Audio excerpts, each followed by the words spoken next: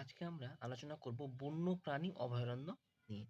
বন্যপ্রাণী অভয়ারণ্য ভারতে মোট বর্তমানে 18টি বন্যপ্রাণী অভয়ারণ্য রয়েছে। নাতিশীতোষ্ণ আল্পীয় অঞ্চলে হেমিস জাতীয় উদ্যান অবস্থিত। হেমিস জাতীয় উদ্যান অবস্থিত নাতিশীতোষ্ণ আল্পীয় অঞ্চলে। এটি উচ্চতা সম্পন্ন তুষার চিতার জন্য বিখ্যাত। একমাত্র যা হিমালয়ের উত্তরে অবস্থিত এই হেমিস জাতীয় উদ্যান। এবার এসো পোপ্পারা বন্যপ্রাণী অভয়ারণ্য। এটা কেরালার তিরুবনন্তপুরম জেলায় অবস্থিত। কর্মারা নদী অববাহিকায় গ্রীষ্মমণ্ডলীয় আর্দ্র জলবায়ু। এটা দেখে রাখা খুবই ইম্পর্টেন্ট। গ্রীষ্মমণ্ডলীয় আর্দ্র জলবায়ুতে অবস্থিত একমাত্র বন্যপ্রাণী অভয়ারণ্য হচ্ছে পোপ্পারা অভয়ারণ্য, যেটা কেরালাতে অবস্থিত। এটি অগস্টমালা যে বায়োস্ফিয়ার রিজার্ভ আছে তারই একটা অংশ।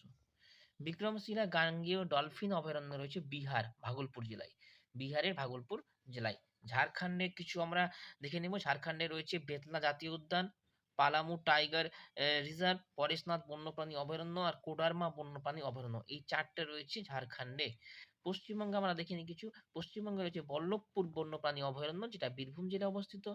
পশ্চিমবঙ্গে রয়েছে বক্সা বন্যপ্রাণী অভয়ারণ্য, রমনাবাগান বন্যপ্রাণী অভয়ারণ্য, যেটা বর্ধমানে অবস্থিত। আর চাপড়ামারি বন্যপ্রাণী অভয়ারণ্য, যেটা জলপাইগুড়িতে অবস্থিত। ভারতের প্রথম বায়োস্ফিয়ার রিজার্ভ কোনটা? ভারতের প্রথম বায়োস্ফিয়ার রিজার্ভ হচ্ছে নীলগিরি, যার আক্ষরিক অর্থ হচ্ছে নীল পাহাড়। তামিলনাড়ু রাজ্যে নীল পাহাড় এই নীল ফুলে ঢাকা।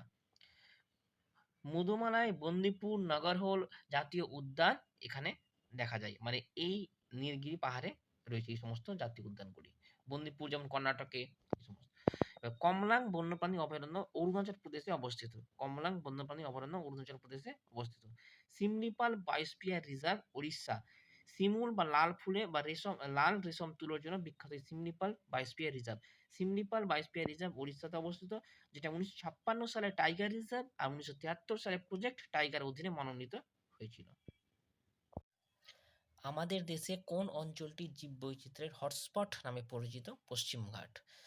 আমাদের দেশে মোট 4টা জীববৈচিত্র্যের এরকম হটস্পট আছে। একটা হচ্ছে হিমালয়, পশ্চিমঘাট, ইন্দো বার্মা আর সুন্দাল্যান্ড।